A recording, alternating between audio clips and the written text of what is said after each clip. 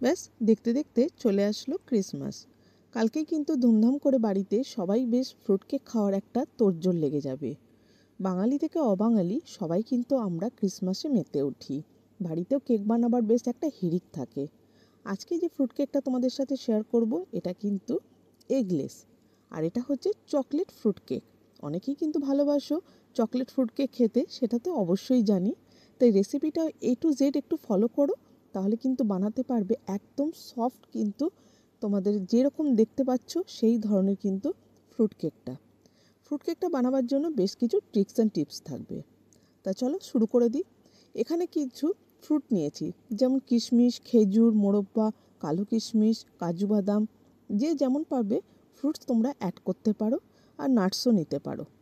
এবার আমি এটাকে সোক করাবো, আমি ওভারনাইট সোক করাবো। এর জন্য অরেঞ্জ জুস দিয়ে দিচ্ছি। অরেঞ্জ জুস দিয়ে কিন্তু ওভারনাইট সোক করাতে হয়।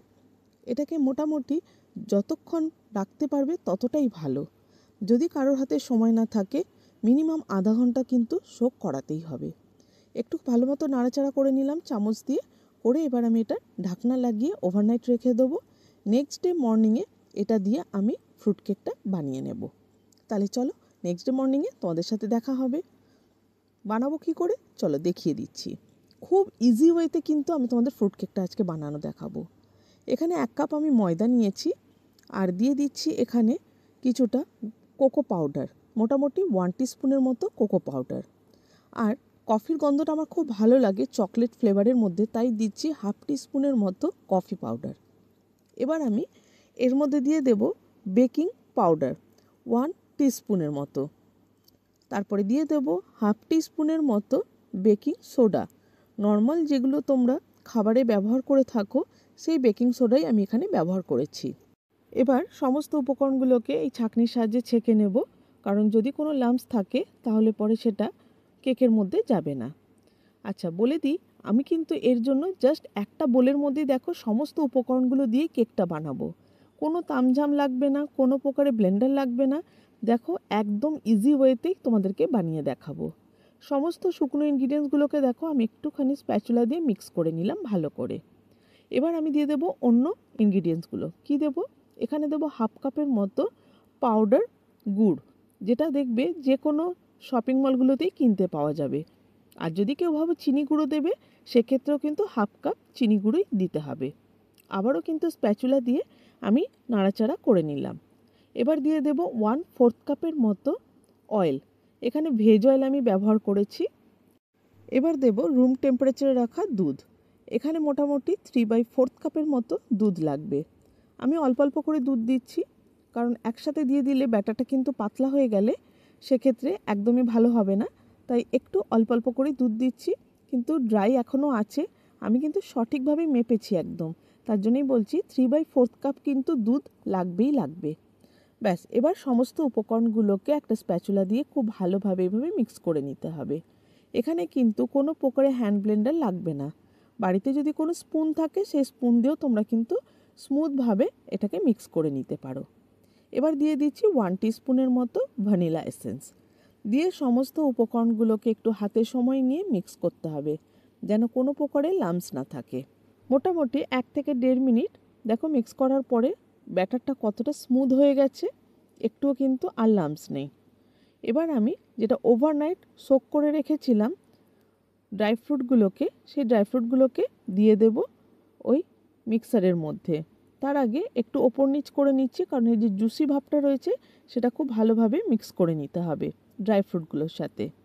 দিয়ে এই যে ব্যাটারটা বানিয়ে রেখেছি এই ব্যাটারটার মধ্যে দিয়ে দেব। সবটাই দিয়ে দেব। যদি কেউ আরেকটু বেশি অ্যাড করতে চাও সেক্ষেত্রেও তোমরা করতে পারো। তবে দেখো তোমাদেরকে বললাম যে কোনো প্রকারে তামঝাম কিন্তু বানাতে লাগছে না, একদমই কিন্তু ইজিভাবে যতটা পারছি তোমাদেরকে দেখিয়ে দিচ্ছি এগলেস ফ্রুট কেকটা। এত সহজভাবে আশা করছি কেউ তোমাদেরকে কিন্তু দেখায়নি। বাড়িতে কিন্তু যে কেউ এই এগলেস ফ্রুট কেকটা তোমরা বানাতে পারবে, এতটাই ইজিভাবে তোমাদেরকে দেখিয়েছি।